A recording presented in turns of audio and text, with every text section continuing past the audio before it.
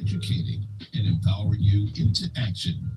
This is Warriors Talk with your host, Lady ReShell.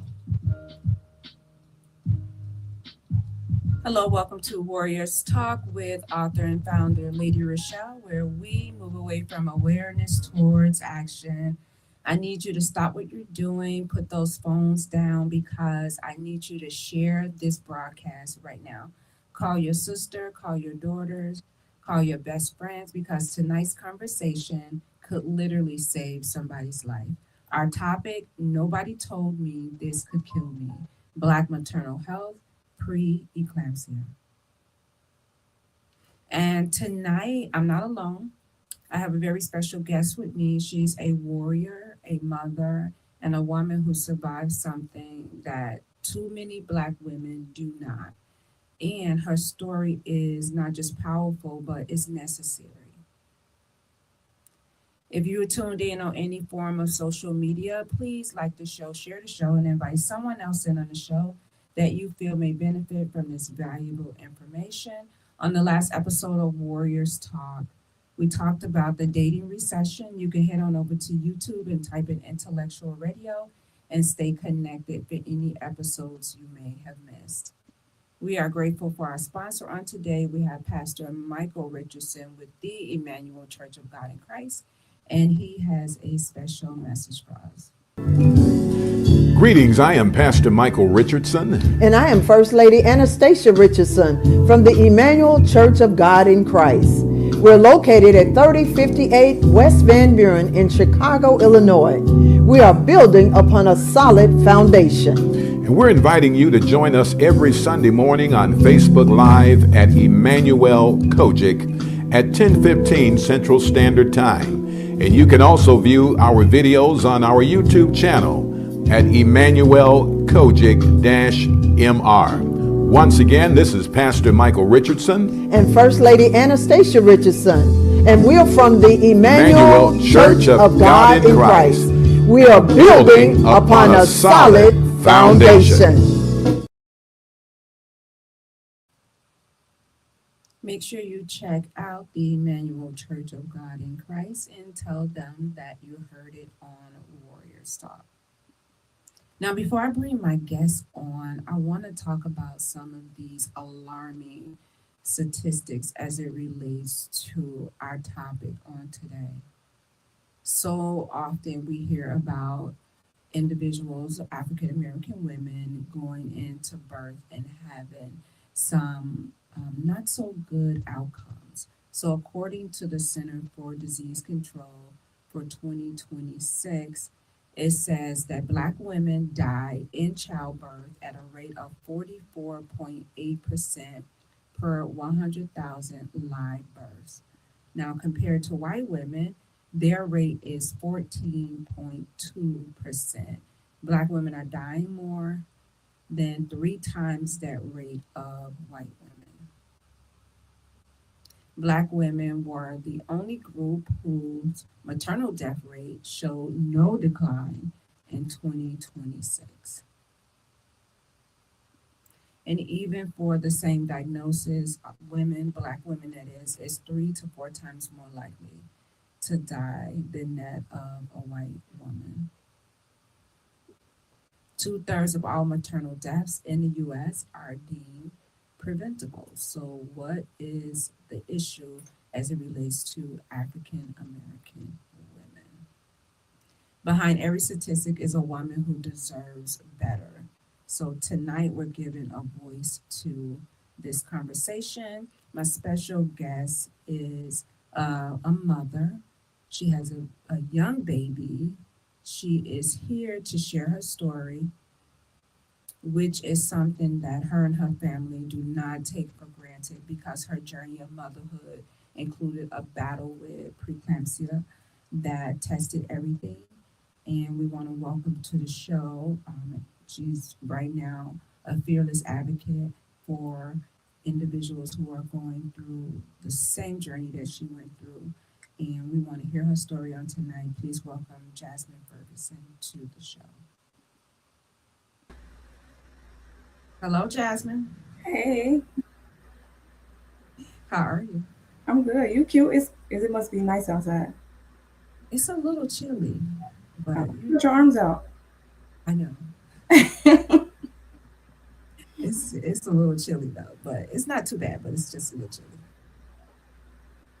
So, first of all, thank you so much for coming on to the show and saying yes and being vulnerable enough to share your story with other individuals. I know this conversation is life saving. Someone else needs to hear it. So, before we jump into the conversation, just tell me how the baby is doing. Is it a boy or a girl? And then how are you doing? He's a boy. His name Messiah. He's doing pretty good. He's into everything. Everything. I'm still transitioning. It's been 8 years since I've had a baby, and I'm just still learning and transitioning. Like it's like starting all over. And most of the time, you're like, "Oh, I think I got it," and then it'd be like, this not this didn't happen 8 years ago." And you know, every baby different, but again, I'm still transitioning, still learning, still growing. So yes. So, before we dive into the conversation about what happened, describe yourself in 3 words for our warrior family tonight. I would say determined, compassionate, and resilient. I like that. I like that.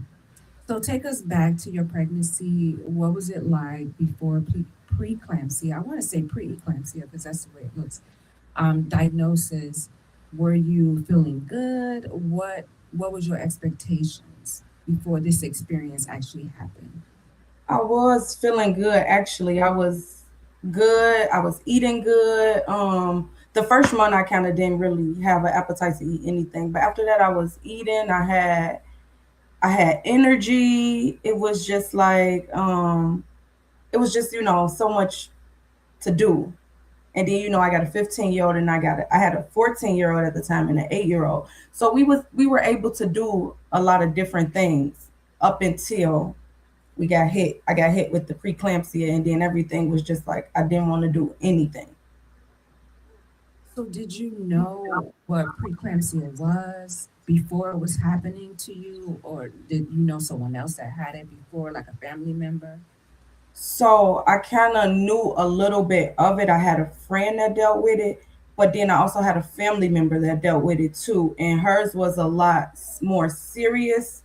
And I shouldn't say because mine was serious too, but she found out when it was too late, when she didn't know anything about it, and it was too late, and it kind of so that, and then same thing with my friend, but mine was, I kind of, the little bit of knowledge I did have, I did know what to expect a little bit. Did the doctors talk to you about it before it was happening, like to just kind of warn you that this could be a possibility since you are pregnant, you're African American? No, but you know what? Because my 8-year old, I when I went in, my water broke with him, and my blood pressure was so high. In my mind, I knew that it could have been a possibility, and I advocated for myself multiple times, telling them to check my blood pressure. And my mom made a comment about me being really, really swollen, and just like the water weight and the fatigue. So, but no, they have never brought it up. They, not until I started saying stuff is when she kind of like jumped on the bandwagon, but she didn't fully catch grasp of the bandwagon until the day of delivery. Um, so, tell us about the moment that you knew something wasn't right before Headaches you. headaches that didn't go away. I mean, days, and it got to the point where they were normal. And I mean very normal. Like you would get up, get ready for work, and you like, and then blur vision. Like some days it was good, and some days it was just like I was seeing the same thing. Like, but it was the headaches that did not go away. I mean, they were normal, and it shouldn't have been, but they were normal. Because you were getting often, you just felt Yes. like, okay, this is part of. And that was something I complained about to my doctor several times. Like I got a headache, and they mind, oh, you dehydrated, you know, and it's like it's more than dehydration. So when you first brought the symptoms to them, they didn't really jump on it right away or She like, did okay. not. She did not actually. And then I also had a doula who advocated for me a lot too. And then I also had a nurse that I would see outside of my OBGYN. And So, she advocated too. She had them run several other tests that my doctor hadn't even brought to my attention. My nurse was like, have them run this test, have them run that test. Because aside of the preeclampsia, well, it was part of the preeclampsia, but I had other issues going on too. Like I had blood in my urine that she just could not tell me what it was until I delivered. And it brought back that it was the protein in my urine from the preeclampsia. But imagine 9 months of it and she just could not tell me what it was. And I'm like, it wasn't normal though. It wasn't normal. so did you feel heard at all when you, or did you feel like you were dismissed, like your symptoms was dismissed and I not was really? I was irritated. I was irritated because when you say something and you know something not right, you just know like this is not normal, this is not right. And when you are not being heard correctly or misunderstood, it's kind of like a smack in the face because you hear people like, "Oh, I told my doctor this and then they told me it was something else." And it happens. You know, it happens, but when you bearing a life and you trying to maintain your sanity and then you trying to take care of your other kids around you and you trying to be there for your family, it's exhausting and it's very tiring because it's like, okay, they want you to keep going and not worry, but worry is everything. It's the first thing on your mind because it's like something. I just knew something wasn't right. I felt something wasn't right.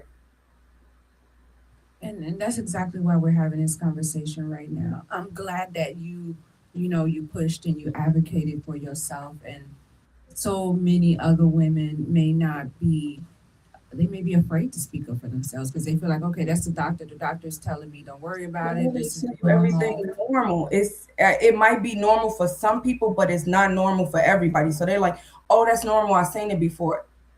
Everybody's different. It might be normal for one person, but it wasn't normal for me. Mhm. So walk us through what happened when they finally said that you were diagnosed with preeclampsia. What exactly did the doctor say, and then how did you feel at that moment? She kept putting it as hypertension, gestational hypertension. That's what she kept coasting it as. But I did maybe like 3 or 4 hospital visits. So like I went to an OB appointment one day, and then 2 days after that, I was admitted to the hospital that I had to stay overnight because they were watching my blood pressure, and the baby was having dips in his heartbeat because my blood pressure was so high. And preeclampsia is not just blood pressure, but it's that's main course of it, but that's not just what it is, high blood pressure. It also comes from like the swellingness. um so I was swollen, headaches, blur vision. She just kept pushing it as gestational hypertension. But like I said before, I when I was in labor with DJ, my blood pressure was so high it should have been labeled as preeclampsia, and it got overlooked.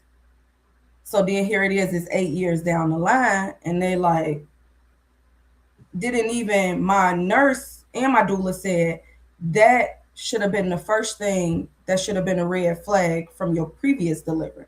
Those are things that, they should look at coming into, you expecting again and you having like serious symptoms. So, and 8 years ago, you think you got a headache. I didn't think. I'm just like, okay, a headache, you take medicine, it'll go away. But I should have been smart enough to dig deeper 8 years ago. But now I'm a little bit better, and I'm a little bit more on top of things, and I'm a little bit better.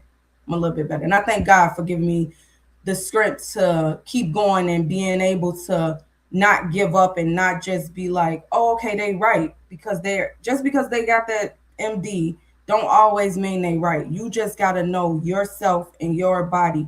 Once you know something not right, say something.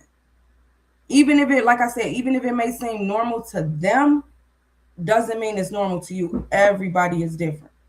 So like my entire pregnancy was just like I was getting everything was getting pushed. They didn't say I had preeclampsia until the day they induced me, and the protein that was in my urine. Now, mind you, I was doing weekly visits. I've had protein in my urine before. And they was just like, oh, okay. And then she decided 37 weeks. This is how I knew it was getting serious. Because she said, I have to get you to 37 weeks. The same day she told me that, I got admitted to the hospital. She said, I got to get you to 37 weeks so that we're going to have to deliver you right at 37 weeks. That's how I knew it was more serious than what they made it seem. And the day I went in to get induced, she said the protein in my urine was so high. If they wouldn't have induced me that day, I probably would have had a seizure or something down the line. Yep.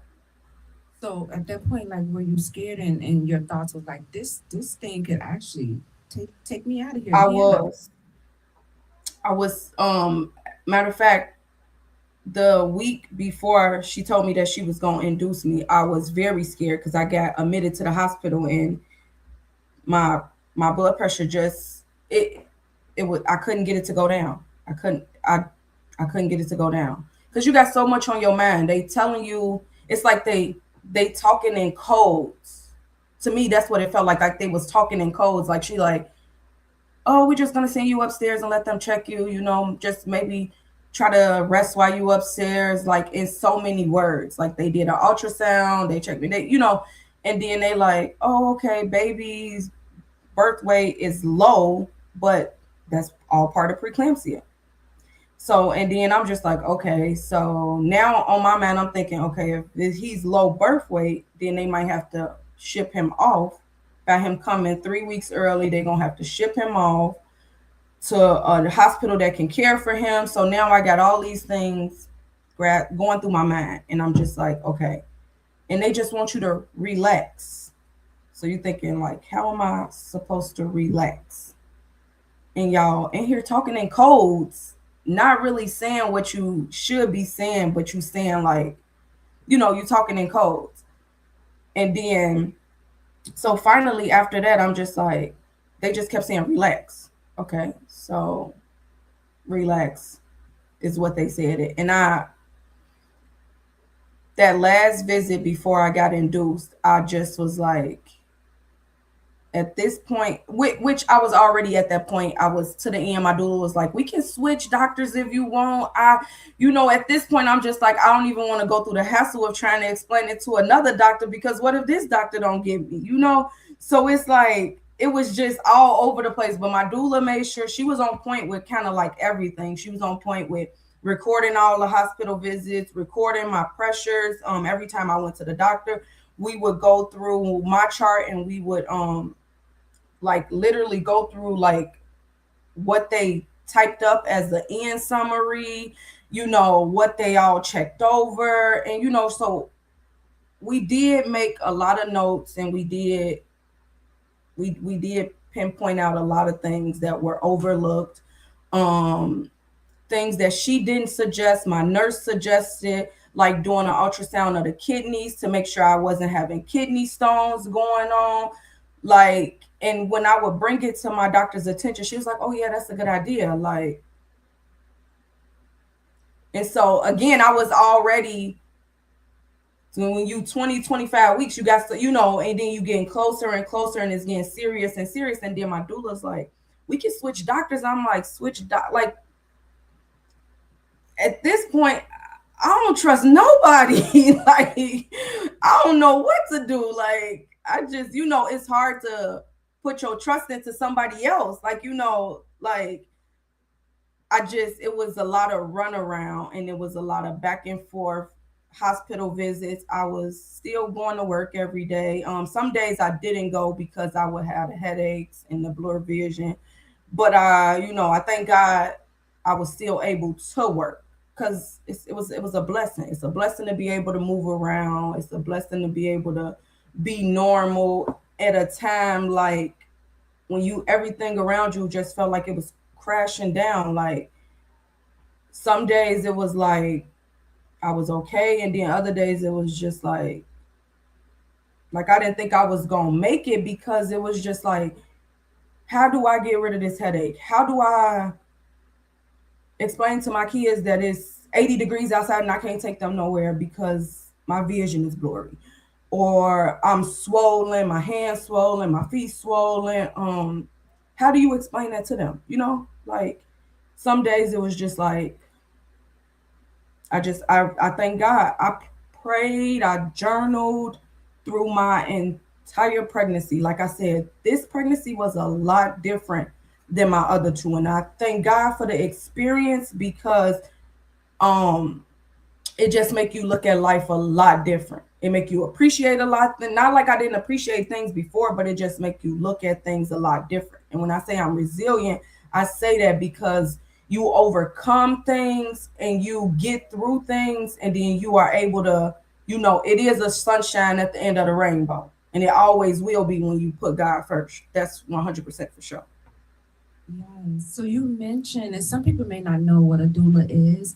And one of my questions was, who else was with you as a support? If you can explain what a doula is, and then tell us who else was there with you, what your support system looked like. So a doula is, so you got a midwife and you got a doula. A midwife can deliver, a midwife can prescribe you meds.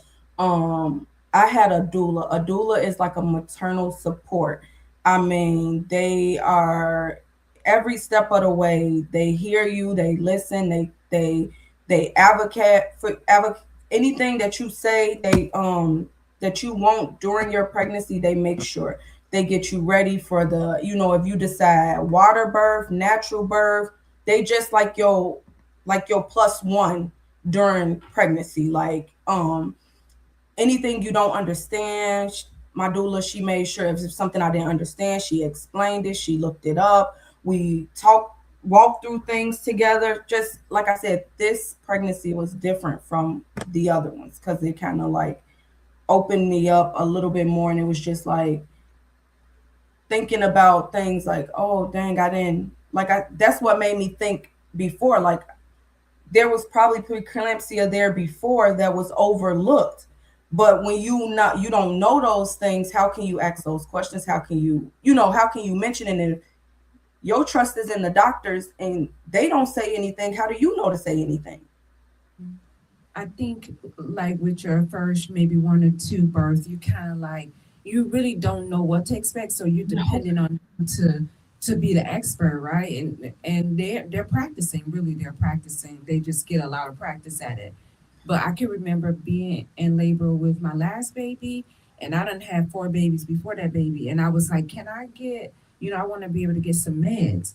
And the doctor was like, I think it was the doctor taking me up, the nurse was taking me up. And she was like, well, how many times have you had, how many kids do you have? I said, I have 4. And she was like, have you had medicine with those kids? I was like, no. And she was like, well, you don't need any medicine with these. I'm like, how are you going to tell me I don't need medicine with this child? Those were 4 different births. If I say I need medicine with this child, I need some meds. Now, I didn't even have time to get any meds because she came so quick.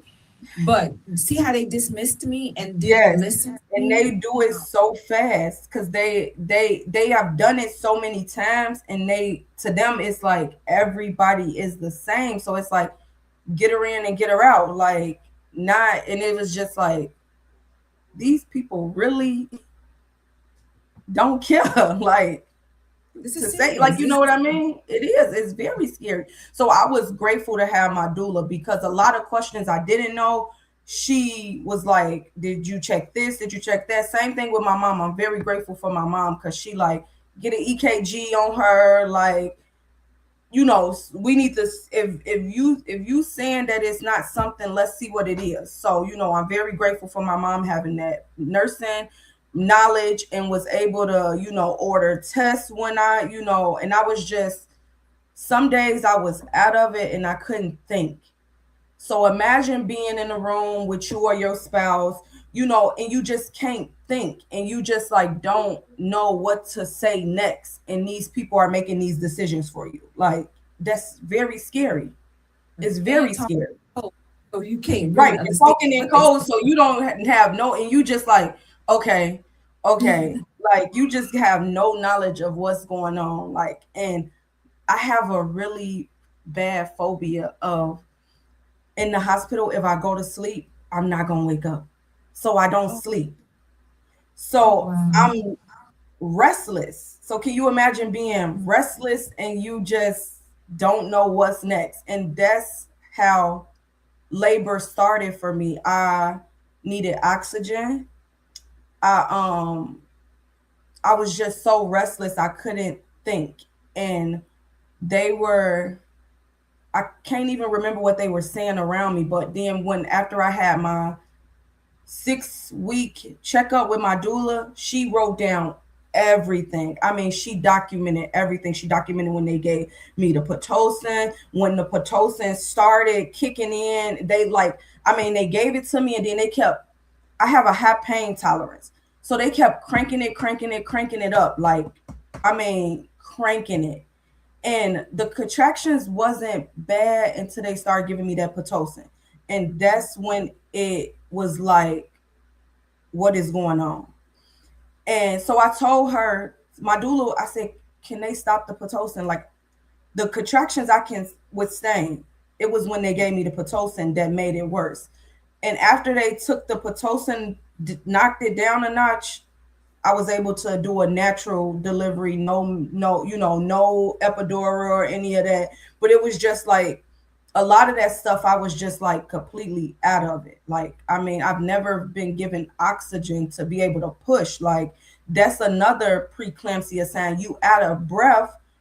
And because you out of breath, I mean, can you imagine going from one place to another and you completely, I didn't even have the strength to push. Like, it was scary. So being able to be, you got to be put on oxygen just to push, it take what, a couple seconds to push out a baby. Like, I was on oxygen, and it was just like, a lot of it was just like a blur. It was a blur to me, and it was a blur because of the preeclampsia. Just, my mind was in like a different state. It wasn't, and then it wasn't, I didn't know that I was bringing life into the world in at the moment, because when they gave me him, I was just like stuck. I was like, so most of the pictures that I've taken, I was just like stuck. And then you got these people talking around me, and they're like, "Oh, you did so good." And then in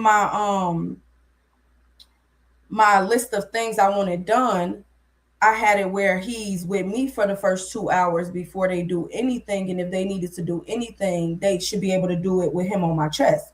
And at first, when I delivered, I didn't, again, I didn't know what was going on. I thought that they were gonna take him right away.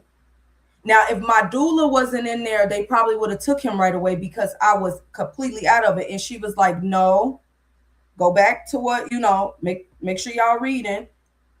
Mama gets the baby first. Leave the baby with mama. I'm right here.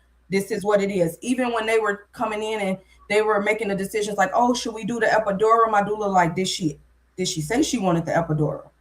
Wow. And so I'm very, very grateful for her, because a lot of that, and she wrote down, I mean, everything. When they came in, when they did checks, when they was making decisions, when my doctor left for her shift, and Sam put me over with another doctor, and the doctor she actually left me with to deliver was super amazing. I mean, I was very grateful for her. She's super amazing. Like, and me and my doula agreed. Like, it was a good. The night ended good. It was just it was very overwhelming for me because I hadn't slept and I didn't sleep. That's why when it was time to go home, they like, you can stay another day. Nope, I'm gonna go home. I'm going home. I'm not staying. So it was very overwhelming experience. But I thank God. I prayed the entire time. I had my blessed oil. I prayed the entire time. I did not stop praying because I'm like, you can lose your life giving birth. Like, and people don't understand that. Like, so imagine your blood pressure is high, super extremely high, and they trying to rush your body to do something that it's supposed to do naturally, and they trying to rush this process, and they trying to rush the baby. He was not ready, but because of my health, he had to be ready. So they trying to rush something that's supposed to happen naturally. It was just like, yeah, it was like I said, I don't trust none of them, nobody. And yeah, That sounds like a journey in itself, especially the part about when the baby came. You just like this supposed to be your happy moment, like oh my God, the and baby's here. Got through it, and you trying to catch up with what happened. Like okay, wait, what just happened? Like that part that's supposed to be the most sacred part. I like the fact that you had your plan written out about what you wanted to do because most mothers may not know that had they you not had the doula there to advocate for you, speaking for you, and say no, that's not what she said she wanted. Let's follow the mother's plans because yeah, they're gonna try to do whatever it is they want to do. yeah, And that's the time when you're supposed to be bonding with your baby as soon as that baby come out. And if they got the baby and they poking, prodding, doing all these things to the baby, now the baby aggravated, so I'm glad that you had an option to get a doula. I think more women should think about it, get it, do it. That way, you can focus on delivering and let somebody else advocate for you because they already know exactly what it is that you yeah. want. I was I very, wanted like I said, to very grateful for her. Very. Devon's comment. He said, I think you talked about this already, to make sure that they check the kidneys because the protein in your urine may affect your kidneys. And as far as if you are just joining in on a conversation, we're talking about nobody told me this could kill me, Black maternal health and preeclampsia. And we're speaking with Jasmine Ferguson, talking about her experience giving birth. So preeclampsia is a complication of pregnancy. With preeclampsia, you might have high blood pressure. You have high levels of protein in your urine that she spoke about, both of those that indicate you may have some type of kidney damage going on or other signs of organ damage. It says that it begins after 20 weeks of pregnancy in women whose blood pressure had previously been the standard. So you pregnancy, before pregnancy, and your blood pressure was normal, then all of a sudden you get pregnant and you start having these high blood pressures. And again, advocate for yourself, get you a doula. If they don't listen, don't be afraid to be like, okay, I need a new doctor. And here you are, 25 weeks pregnant, and you like, "Ooh, getting a new doctor, that's stressful. It's very That's a stressful. tough thing to do. But good thing that the doula was there and able to like write down everything that was going on because sometimes when you have somebody checking they tend to do things right when they know somebody's watching and Yes. documenting everything Yep. Mm-hmm. you know They do. so I'm glad that you had somebody there to where you was able to. I know you wasn't able to rest because you didn't want to go to sleep, but the fact that somebody else was there, speaking on your behalf, and I think more Black women should do the same thing because there's no reason for us to be dying in childbirth at an alarming rate that it is. There no way that we should be because of the color of our skin. Like, what is that? Why is that happening? Because they're not listening to us. And Even then they prescribing, sorry to cut you off, they prescribing you meds that were studied on women that's that, not the same color as you. And like I said, what may have worked for somebody else, my meds changed maybe 3 or 4 times my entire pregnancy because what they gave me did not work. So imagine everything else going on around you. You on 3 or 4 different med changes, um the protein, the blood in the urine, everything this entire pregnancy, all because she didn't listen the first time. and that's such a good point. That would that's such a good point that, sometimes we think about these clinical trials that go on. They said that the African American women, people, are not present in these clinical trials. Y'all, we need to be present because the medicines are being tested on Caucasian people. And then when they have to take it, guess what? It works. But then when we take it, it's like, oh, that's not working for you. It's working against you. And you're like, what? Why? It worked for that person. We need to be present. We need to be present in clinical trials. Look into the clinical trials, see what's going on, volunteer. A lot of these different clinical trials, sometimes they don't even involve medicine. So sometimes we think, oh, well, they're going to be giving me some medicine. Sometimes they don't involve medicine. Sometimes it involves surveys, questionnaires, lifestyle. So don't be afraid to check out a clinical trial because when they prescribing us these different medicines, yeah, like Jasmine said, they're not working for us because they weren't meant to work for us, which is really sad.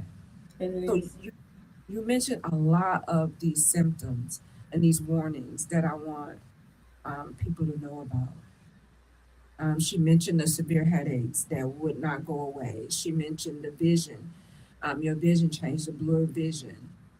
Um, Talked about the swelling, and it could be in your face, it could be in your feet, it could be in your hands.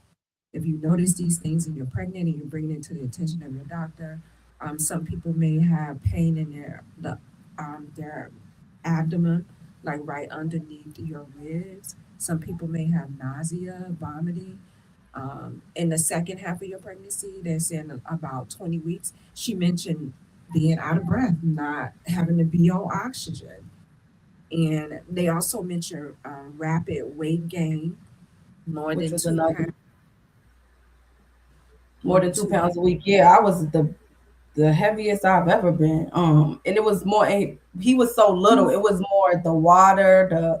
It was the preeclampsia. That's what it was. Yep. And after it took like maybe like 2 or 3 weeks for that weight for me just to go back to normal from the preeclampsia weight. So did they tell you, because preeclampsia just don't go away after you deliver, right? It At did not. some Yeah. it says it could be up to 6 weeks postpartum when you get home from the hospital, you're not in the all clear. Nope. Did I you was not. experience anything afterwards as it relates to preeclampsia? The Preeclampsia? swellingness, yes, because like I said, it took maybe like 3 weeks for that to go away.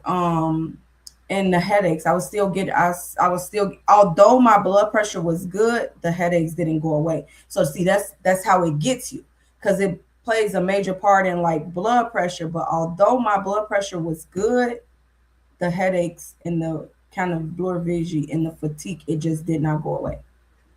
Wow. And they tell you like, oh, once the placenta is out, you should go back to normal. Mhm. And that wasn't the case. But that's what the doctor said. It's the placenta. Once the placenta's out, everything should go back to normal. It didn't. So I'm actually still dealing with high blood pressure, the headaches. Not so much blur vision, but the headaches that sometimes don't go away. Um, but it's no longer post preeclampsia because they give you up to 13 weeks. Once you out of those 13 weeks, it's no longer called post preeclampsia. Now you stuck in like this high blood pressure phase. okay. So let's talk about some ways to protect yourself, some actions that you can take. And we're already talking about high blood pressure, know your numbers, especially before you get pregnant, know where you are, what your baseline is. so that when your blood pressure is elevated, you can talk to your doctor about it before you conceive. And the next one may not be for everybody, but you can ask for a low dose aspirin. But is again, that's not for everybody. And Right. Jasmine talked about a doula. Get yourself a doula. Research on doulas in your area, and get somebody that's going to advocate for you. They have it's called Preeclampsia Foundation for Black Mamas Matter Alliance, where you can talk to them about getting a. And then the fourth one is to know and share your family history. So now that, she knows that she dealt with this, and she knows if anybody else in the family is pregnant or planning on getting pregnant, she can mention about, hey, this is what I experienced. You may want to talk to your doctor about it and let them know that somebody in your family, has dealt with this, so they'll know. And bring somebody with you at every appointment, because sometimes, like she said, she was out of it when she was doing the birth, and just even out of it with the headaches and stuff. You may not be focusing on what questions to ask because of the pain that you're in. So bring somebody with you that can talk and advocate for you. And then number six is to keep being monitored, even after delivery. You know, keep being monitored. And I like the fact that you journaled everything. That's really important as well. Is making sure you journal so you can go back and catch anything that you may not saw at first, but be like, hey, what about this? And then know your rights. Don't feel bad if you have to give a second opinion. They have patient advocates that'll speak for you. She had the doula that was speaking for her.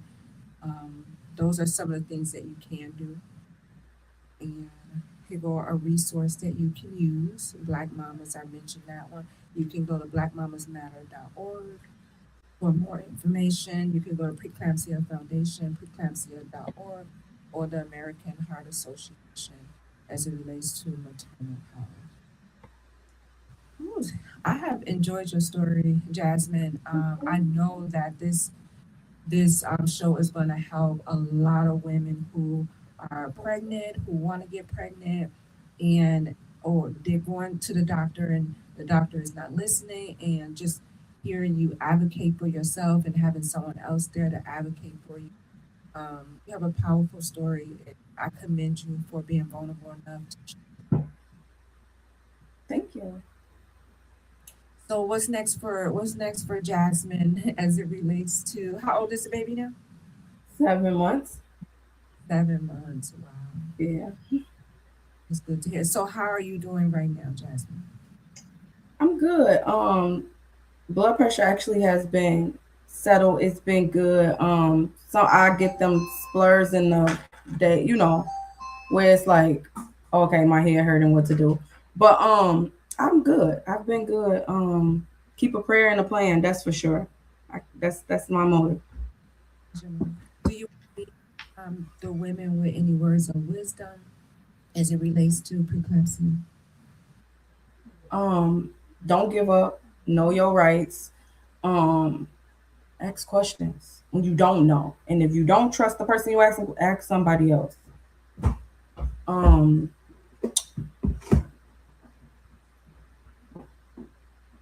and what else? What else you say? I got distracted. No, that's no. I like the fact that you said if something feels wrong, it probably is. Know your body and Yes, don't let anyone talk you out of that knowledge.